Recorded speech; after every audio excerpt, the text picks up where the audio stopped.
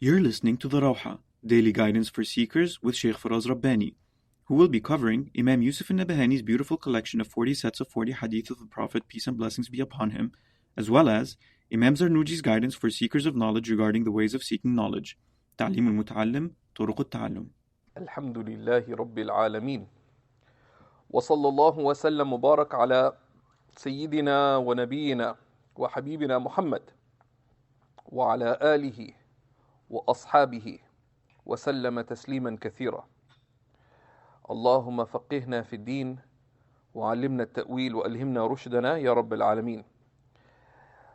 In our Daily Rawha, in which we look at some prophetic guidance and guidance for students of knowledge, we are continuing to look at Imam Zarnuji's work on instruction of the student on the ways of learning. And we are in the last part of an important section on caution with sincere concern, right? And care for others while seeking Islamic knowledge. And we looked at why that's important. Because a student of knowledge, firstly, who's a student of knowledge? Is someone who's seeking prophetic inheritance. Right? Seeking prophetic inheritance. Why?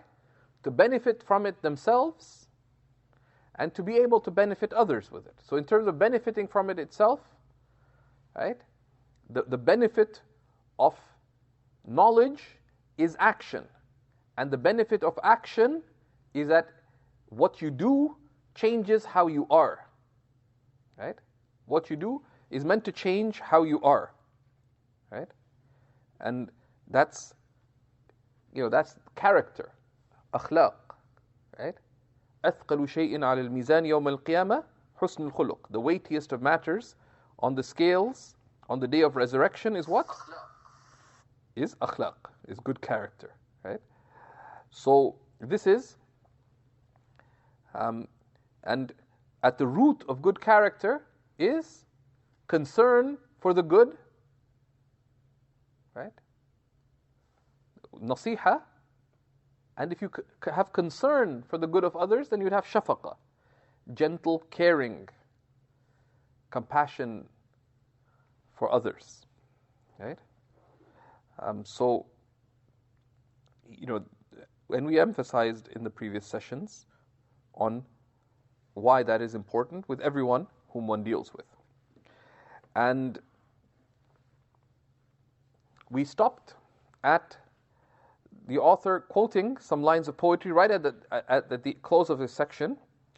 وَأُنْشِدْتُ لِلشَّيْخِ الْعَمِيدِ أَبِي الْفَتْحِ الْبُسْتِ, one of the great literary figures who wrote much that has great wisdom in it, al-Busti, who said, ذو العقل لا يسلم من جاهل يسومه ظلما وإعناتا. Said, the person of intelligence is never safe from fools, right? Who who would put them down wrongfully and vengefully, right? Who would put them down. So if you're someone of intelligence, right? There'll be always fools who are upset. Why are you doing what you're doing, right? So someone, for example, the intelligent person might make a decision that other people don't understand, right? So everyone's going. So for example, there's a program that finishes late. There's some people who are going, okay, why don't we grab pizza at 1 o'clock? But someone of intelligence, they consider, well, I'm kind of full, and if I have pizza at 1 o'clock, I might not be able to get up for tahajjud, so they don't go. So a foolish person, a fool is someone who doesn't act on principle, to consideration that, okay, why is he doing it? So they'll criticize them wrongfully. They'll put them down vengefully, right? So a person of intelligence what is intelligence? Intelligence, practically, intelligence is the capacity to pursue benefit. Right? Al-kayyisu man dana nafsahu. The smart person is the one who takes themselves to account, right? Who restrains themselves, right? Right? Al-aql is the aql itself. The word aql comes from tying down, right? So you secure benefit, and you tie yourself down from haram, from harm, etc. Right? So people who don't consider why you're doing what you're doing may think you're kind of crazy. Okay? So he says, a person of intelligence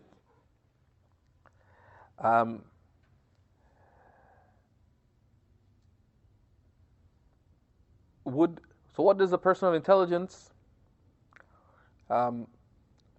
do? فليختر السلم على حربه وليلزم الإنصات إنصاتا. Okay? He says, so fools will always put you down and attack you. So he says, so let them choose peace over war with them, and adhere to insat, to silence, if they make sound. And sata from salt, right? Because speech, right? Because speech, kalam, if you look at the definition of kalam, what is the definition of kalam?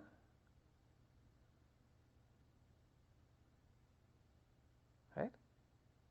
It's qawlun mufid, right? It's words that convey benefit. Right? So this is like a high level put down by al-Busti. Right? The definition of kalam in the Ajrumiyya. Al-kalam huwa al-lafzu al-murakkab al-mufidu bil-wada'. Speech are words that come together to convey benefit in accordance with the principles of language, of sound speech. That is speech. Right? It's words that come together to convey a fa'idah, a benefit. That's speech. Otherwise, so remain silent, have insat, insata, if they make sound from salt. Right? Because what a fool says is not speech by the standards of speech. Right? Al-qawlu al-mufid, right? Words that benefit. Right? That's speech.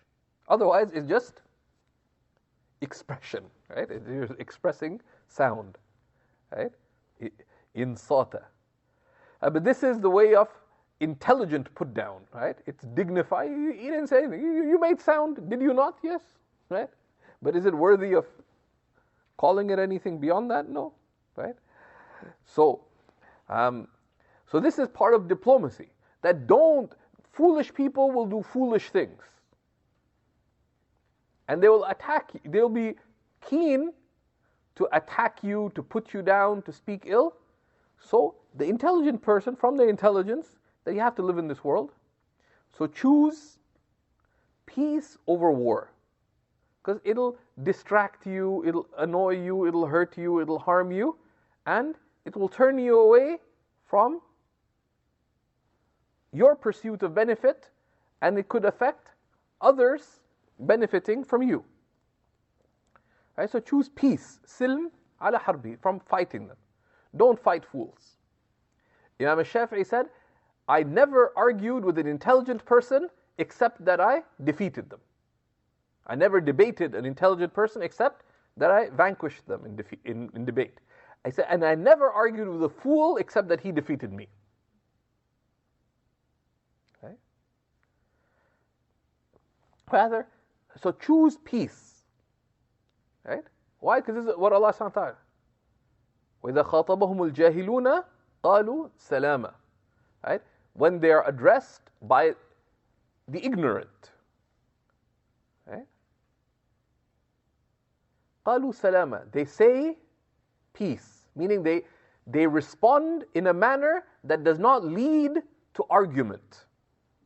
Okay? So in a family gathering, someone says, you know, this moon sighting thing, it's outdated, whatever. Are they going to listen? No. Are they going to change their opinion? No. Will there be benefit in it? No.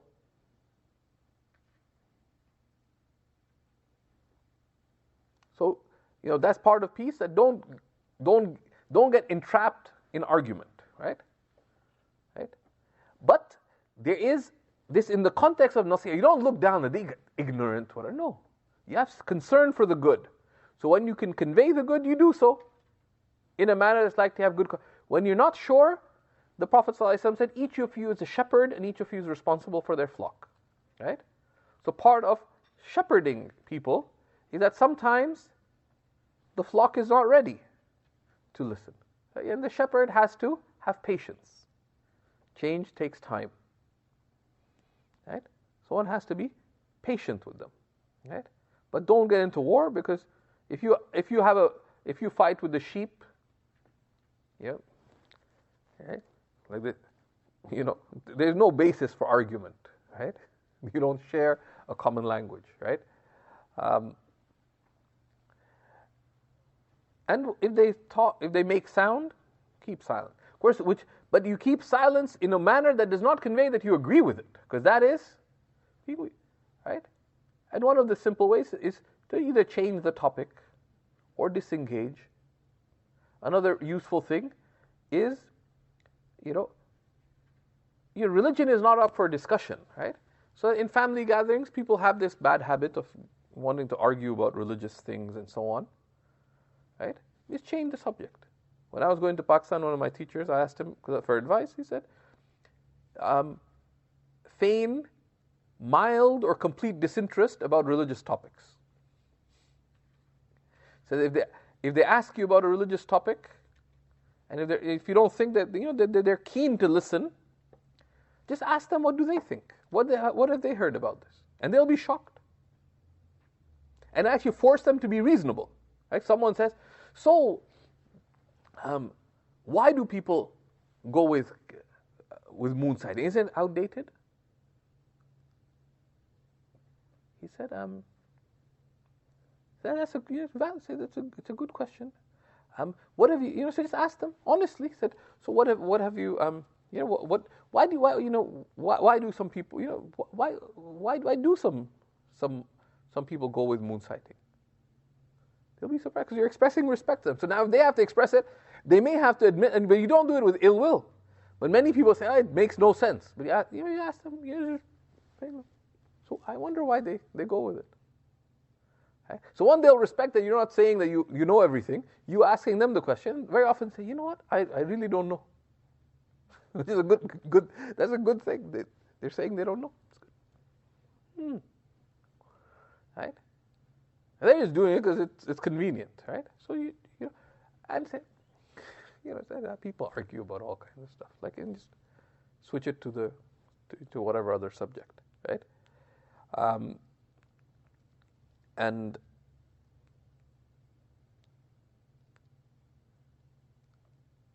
any questions there before we continue? Go ahead. So when would it be beneficial to engage in any sort of clarification? So one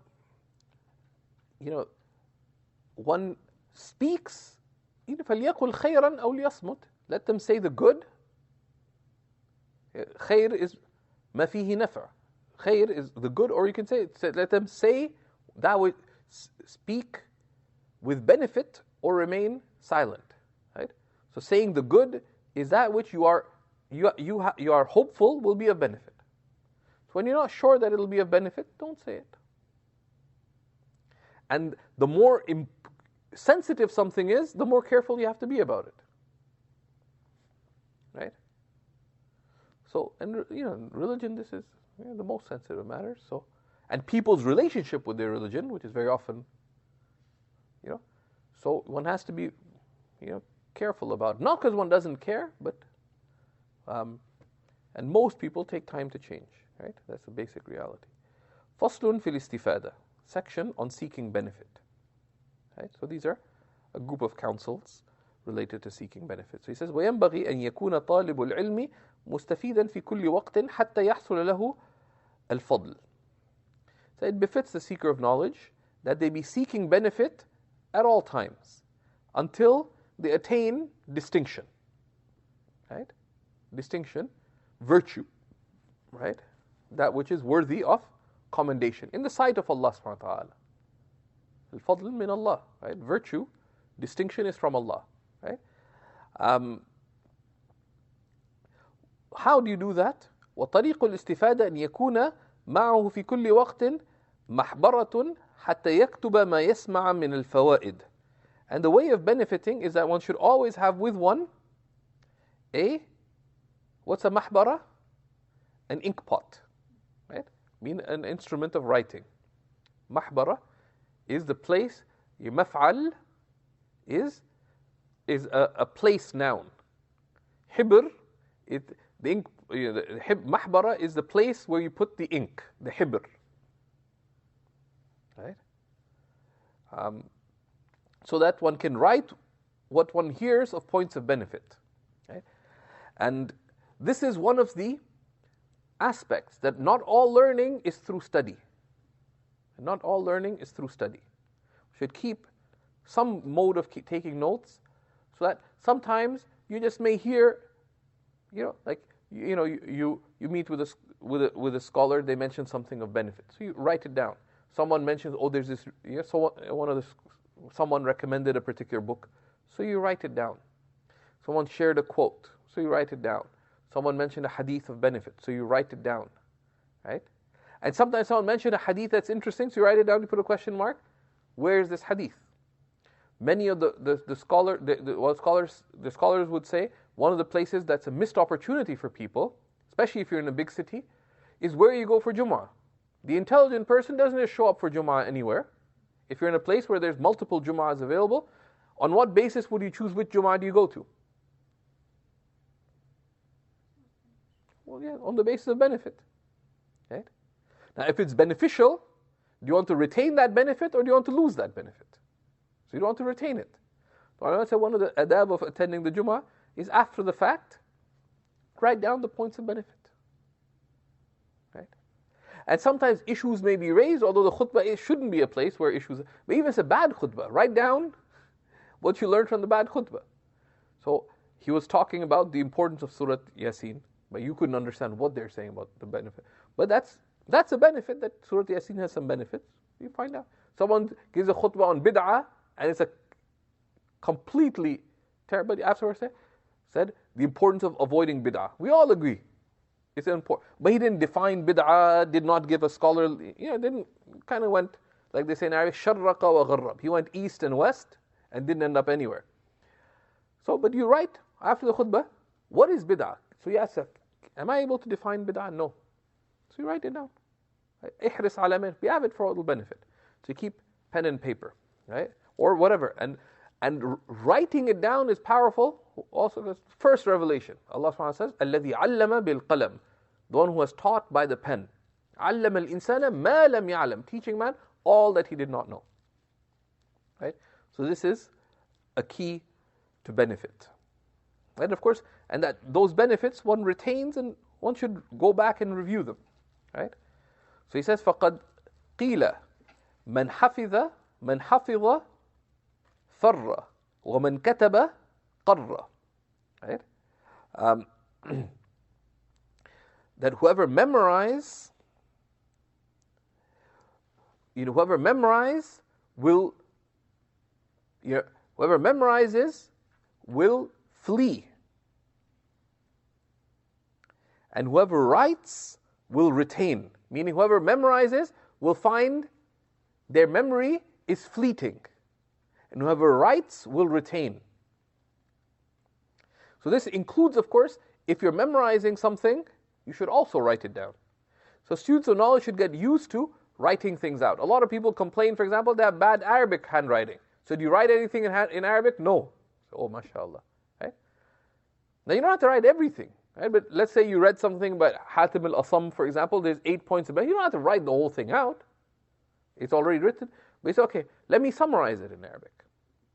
Right? Right? What are the 8 points? Right? And you write it down. This will help you retain it. وقيل العلم ما يؤخذ من أفواه الرجال لأنهم يحفظون أحسن ما يسمعون. He said, and this is a beautiful statement. He said, it is said that knowledge is what's taken from the mouths of the accomplished, for they retain the best of what they hear, which is of course a reference to several verses in the Quran. الذين يستمعون القول فيتبعون أحسنه. Those who hear words and who follow the best of them. The best meaning that which has most benefit, that which is most pleasing to Allah.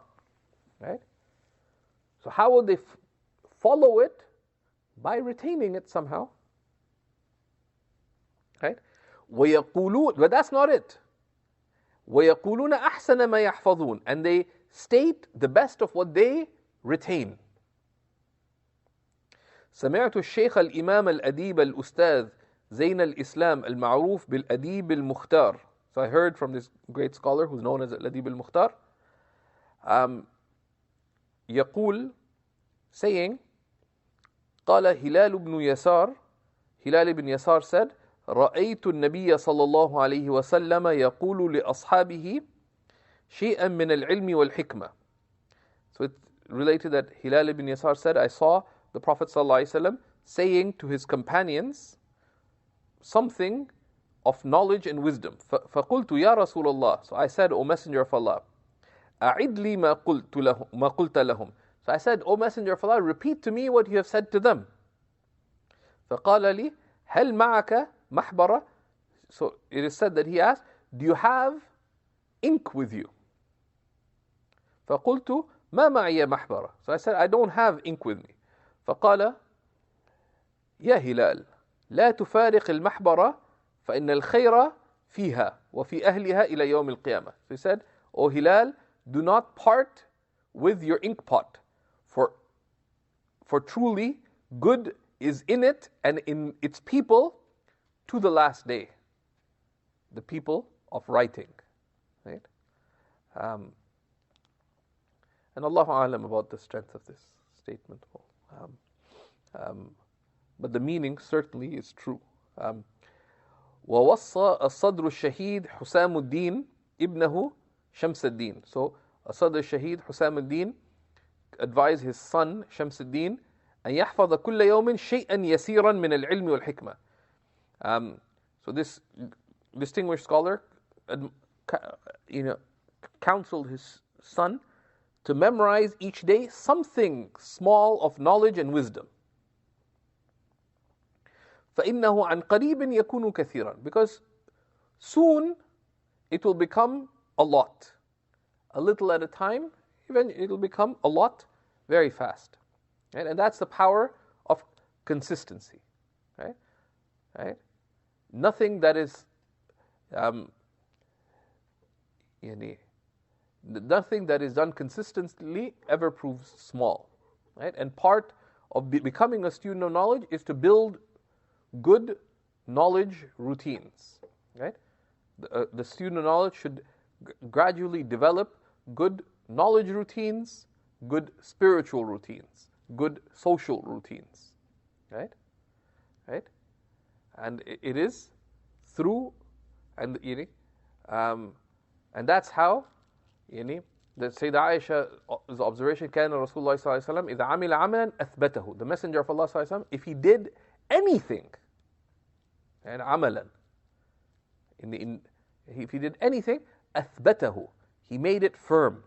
And they say, من ثبت نبت. Whoever remains firm bears fruit. Right? So this is,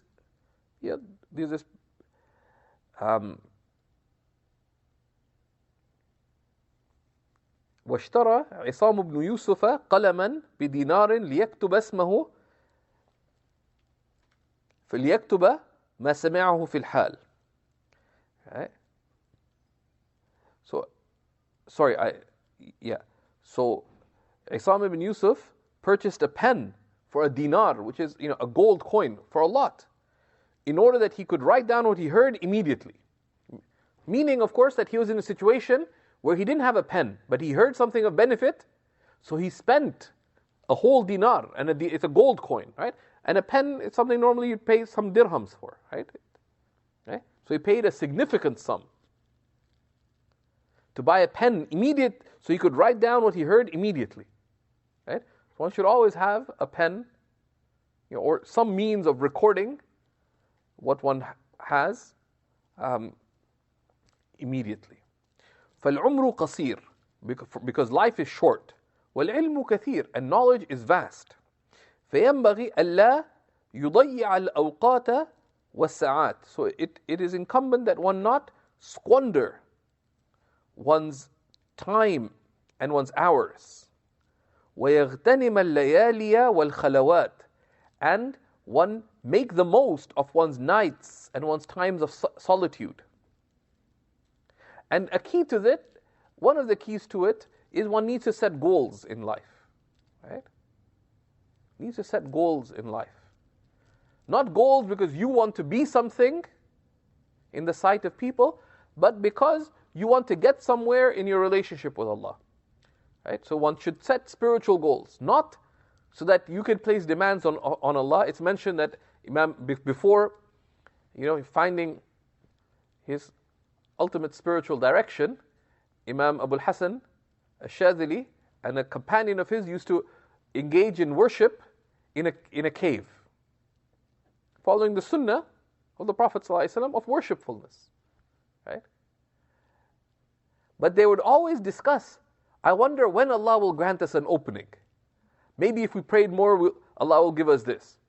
And then one day, as they were engaged in this kind of conversation, someone passed by the entrance of their cave and said, what a bunch of losers are those who just worship Allah, not for His sake, but but just for openings and ranks.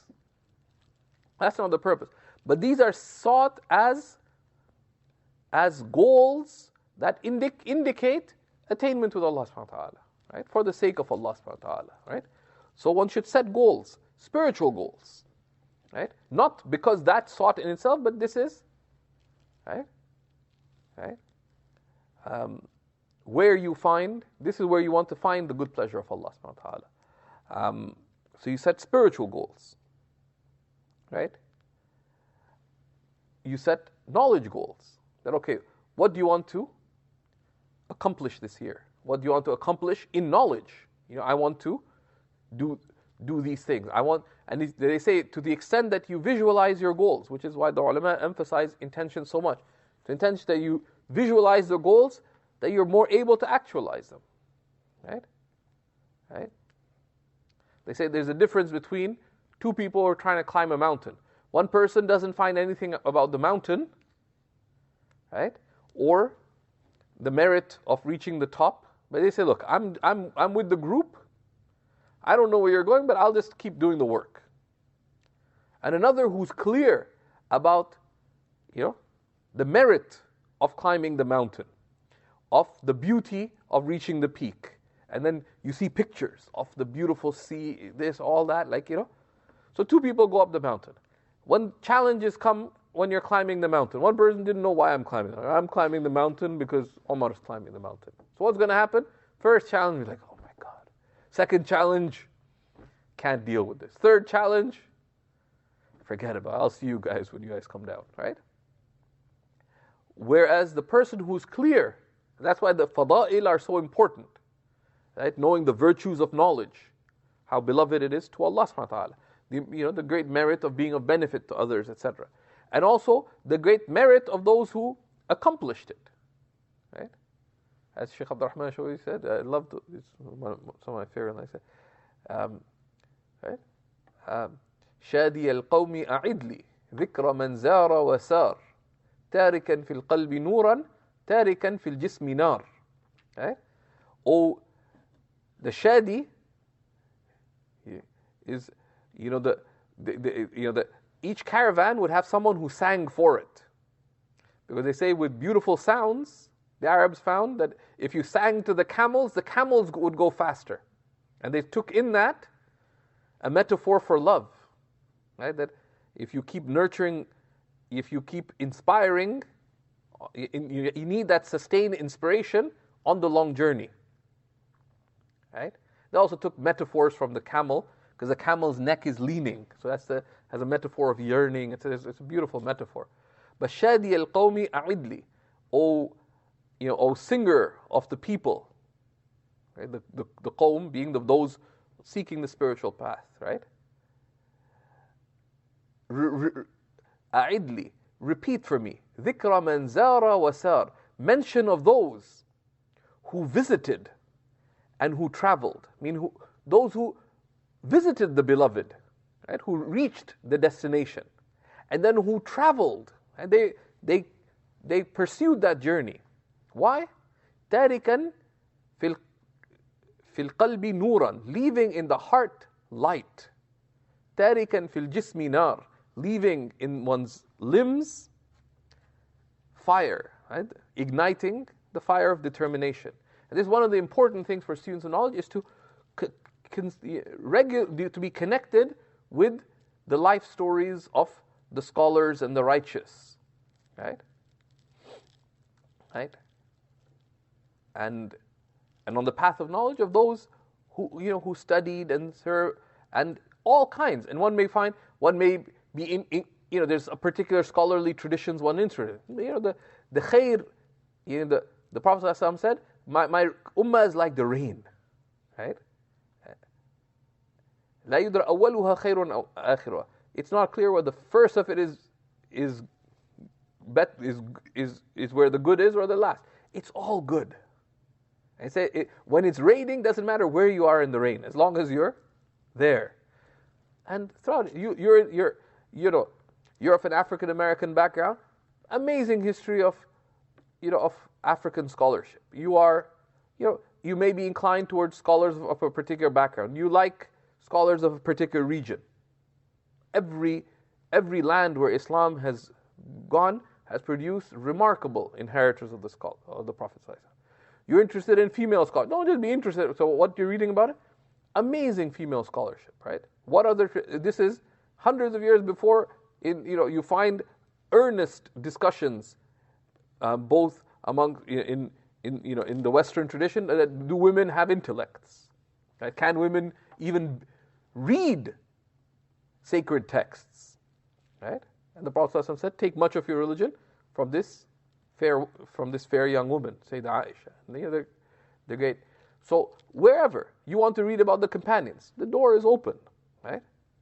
And these meanings are found amongst all of them. So that's one of the aspect. So it says, "An Yahya bin Mu'adh al-Razi," one of the great imams of the spiritual path and a great scholar, أنه قال: "الليل طويل فلا تقصره بمنامك." The night is long, so don't shorten it with your sleep. وَالنَّهَارُ مُضِيءٌ فَلَا تُكَدِّرْهُ بِآثَامِكَ. And the day is radiant, so don't darken it with your sins. Right? The night is long, so don't shorten it with your sleep. Meaning, of course, make the most of the benefit of the night. The night, it's not a time you're not working now, right? So what do you do in that time, right? And there's a time for sleep, but make the most of your night, right? Use your night beneficially and purposefully. Although it's a challenge in our times, a lot of people don't sleep enough, especially because of artificial lighting and technology. It's important to get the amount of sleep that your body needs. The Prophet, that's clear in the Sunnah, right? Truly, your body has rights over you, right? And the preservation of health is an important religious duty, and giving your body its basic due is obligatory, and taking care of good health is a sunnah. right? And part of that is sleep, right? But use your night fruitfully. And it's sleep, but also wasteful activities. A lot of people, they're tired at night. Instead of going to sleep, they're just drifting in things without benefit, right? And your day is radiant. It's full of possibilities of pursuing benefit, right? So don't darken it with sin. وَيَنْبَغْ أَنْ يَغْتَنِمَ الشُّيُوخَ وَيَسْتَفِيدَ مِنْهُ. It befits one that one makes most of scholars and to benefit from them. وَلَيْسَ كُلُّ مَا فَاتَ يُدْرَكْ. And not everything that is missed possible to make up. كما قال شيخ الإسلام رحمه الله. As Shaykh al-Islam, as our teacher, Shaykh al-Islam, meaning Imam Burhanuddin al-Marghinani, the author of the Hidayah, said, may Allah have mercy on him, كم من شيخ كبير أدركته وما استخبرته. Right? Said, how many a great scholar that who I, أدركته, like who I was a contemporary of, but I was not able to benefit from. And this is Imam al-Marghinani, who is legitimately known as Shaykh al-Islam, author of arguably the single greatest authored work in Islamic law, if you ask the Hanafis, right? Brilliant. The Hanafis actually said poetry that you'd imagine people of the spiritual path would say about this book, right? Like that, I won't repeat some of it for a general audience, but they're ecstatic about this book. That this is but he said, how many a great scholar I wasn't able to benefit from. That I, at the time I reached, but be avid for benefit, right? And similarly in one's own city, if there are scholars in one's own city, it's a bad habit not to be visiting them. And you see and one takes the means, and it applies to men and it applies to women, right? That one takes the means. So for example, one of the very distinguished female scholars I've met, every time she'd go to Damascus with her husband, she would set up in advance appointments with the various scholars, right? And she would take the means. She would ensure her husband went with her, or another female scholar went with her. She would send the questions in advance. It would be sort of unusual thing to do, but there are sound ways of doing it. So if one doesn't know, one finds out, right? But pretty much every time, go and visit the various shuyukh and prepare for it and do it properly, make clear why, etc. Right? Similarly, if scholars were visiting, they'd set up a session where female students of knowledge and scholars could meet with that scholar to ask them questions, to prepare in advance for it. So be avid for what benefits. And if you're in a city where there are scholars, one should see and not everyone may be someone one is studying with, but this is one of the things that a person of knowledge, male or female, does. One visits, one should know. They say, محروم من حرم بركة أهل زمانه. Debarred is the one who is prevented from the blessedness of the people of their age. Right? And it's sometimes very easy to say, I'm going to go to name that exotic place far away to learn. But there's people of benefit where you are. So benefit from them. Okay? One of the Indian scholars says, some people say, can we find sheikhs like Imam al-Junaid and Shaykh Abdul Qadir al-Jailani in our time? He said, we don't need to. He said, why? He said, because you and I aren't like the people who sought them. Okay? Like, what you need is present by the promise of Allah subhanahu wa ta'ala. Okay? That's Allah's promise. Okay? And you just have to believe it. So that's an important thing. Right? There's male scholars, female scholars, and one takes the means. Right? One takes the means to it. So at the end of the section, he quotes some lines of poetry. We'll recite those. And says, وَأَقُولُ عَلَى هَذَا الْفَوْتِ مُنْشِئًا, says, I say regarding the sense of loss, هذا البيت, mentioning these lines, لهفي على فوت التلاقي لهفا ما كل ما فات وَيَفْتَى يُلْفَى. Right? He said,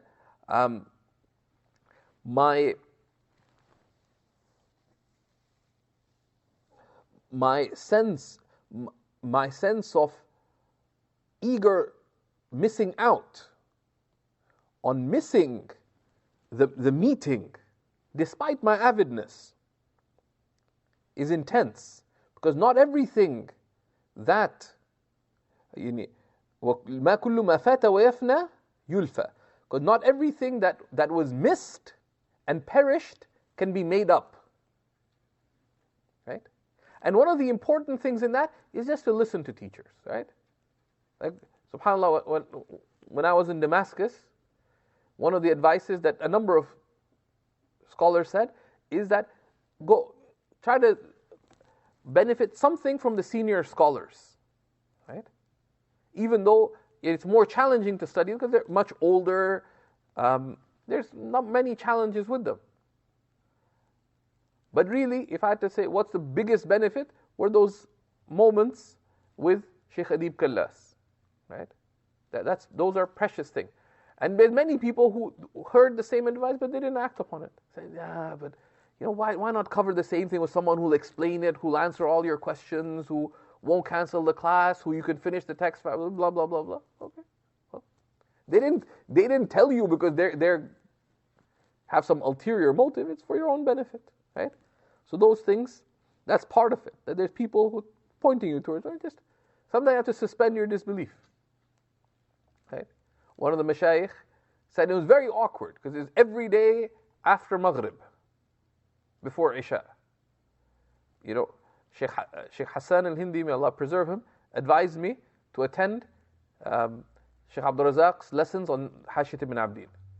It didn't make sense to me. Like, I actually used to keep track of how many words Shaykh Abdul Razak said in total. Sometimes a whole week passed and he said 2 words. One of them being uskut. Shut up. And usually you say it to his son-in-law, who's he was the mufti of the Shafi'is. Because the mufti of the Shafi'is, also like Shaykh Abdul Razak was hitting 80, his son-in-law was hitting 70. But after a long day at the Umawi, he'd come in a chair and sit next to the big teaching chair of Shaykh Abdul Razak, and he'd be just like chilling out. And he's listening to Hanafi text, and he said, and sometimes he'd make some comment, but he sort of relaxed mode. And Shaykh Abdul Razak was this very focused lesson. Ulama and some students of knowledge. And sometimes just give him a glare. And Shaykh Abdul Razak's glare was enough, like, shh. And he was imposing. He was a tiny man. Like you would barely see him above the chair. Because he's also bent over. You could literally just see his glasses. Basically, if you looked, you'd be like. And subhanallah, right? And there's other students who sometimes I don't see what the benefit is. Because literally, whole weeks past, Shaykh Abdul Razak has not said a single word. But there are moments where he said something that really mattered. But there was an internal logic to how it worked. Because every day they'd read 4 of the old pages of Hashiyat ibn Abdin. They'd cover 1 volume a year. So in 5 years, 4 to 5 years, they'd do a full reading of the Hashiyah. So when are you ever going to do that? Number 2, a whole number of scholars would gather and there'd be students of knowledge. So mashayikh themselves, they try to get to the masjid before Maghrib and they say, okay, what are the issues today? Wallah, did you look that up? What does this mean anyway? What is it? So they'd discuss it. And they'd plan out, they'd be like planning, how do we ask Shaykh Abdul Razak about this question? And if you just go ask a dumb question, you'd get a glare like sometimes literally, someone asked, I have a question. Everyone would look, really? Someone asked, literally Shaykh Abdul Razak would hear from one of the mashayikh. And you just point to Shaykh Muhammad Juma, read. The guy just asked, because it wasn't worthy of asking. Afterwards, it'd be like restorative care, because one of the mashayikh would go, it's mentioned last class, like the answer to what you asked, right? Or it's coming in the next section. Like you're asking, it's coming up next section, like, Aib. But Shaykh Abdul wouldn't say, just look. And he'd not just say, like, keep reading. Like it wasn't worth. But you learned. That's also a lesson. You're going to ask a question, ask an intelligent question. Right? There's many benefits in it, right? But part of that is, so in the end of the section he says, قال علي كرم الله وجهه إذا كنت في أمر فكن فيه. And this is an amazing statement. Right? Sayyidina Ali said, may Allah ennoble his countenance, right? The one in the sound hadith from the Prophet ﷺ, the Prophet ﷺ referred to him, I am the city of knowledge, and a Madinatul Ilm, wa Aliyun babuha, and Ali is a gate to it. Abu Mu'in al-Nasafi said, of course, a city has 4 gates. Right? So this is not, there's distinction, not exclusivity. Says, if you are in a matter, then be in it. Right? If you're in something, then be in it. Don't be half-hearted. Right? وكفى بالإعراض عن علم الله حزنا وخسارا. And it's sufficient to have turned away from knowledge of Allah as khizyan, as loss and missing out. وَاسْتَعِذْ بِاللَّهِ مِنْهُ لَيْلًا وَنَهَارًا. And seek refuge in Allah from it, from missing out, from knowing Allah by day and by night. Right? As Sidi ibn al-Farid says, على نفسه فليبكي من ضاع عمره وليس له منها نصيب ولا سهم. على نفسه فليبكي من ضاع عمره. Upon their own self, let cry one who's wasted their life. وَلَيْسَ لَهُ مِنْهَا نَصِيبٌ. And who does not have from it, from that knowing of Allah, right, some share or some portion. And then he goes on to describe what that means. We ask Allah subhanahu wa ta'ala for facilitation and success, and to make us of the people of knowledge. He'll close this section on attainment of knowledge by talking about bearing difficulty and trials in seeking knowledge. Right? And then he looks at a key quality that is required in seeking knowledge, which is wara, scrupulousness, right? Which is the key to knowledge that is of benefit. Right? So we ask Allah subhanahu wa ta'ala for facilitation and success, and we'll stop there. Sorry for the longer than normal session today. وصلى الله على سيدنا ونبينا محمد وعلى آله وصحبه وسلم تسليما كثيرا. Thank you for listening to the Rawha, Daily Guidance for Seekers with Shaykh Faraz Rabbani. Help Seekers Hub give light to millions around the world by supporting us through monthly donations by going to seekershub.org/donate. Your donations are tax deductible in the US and Canada.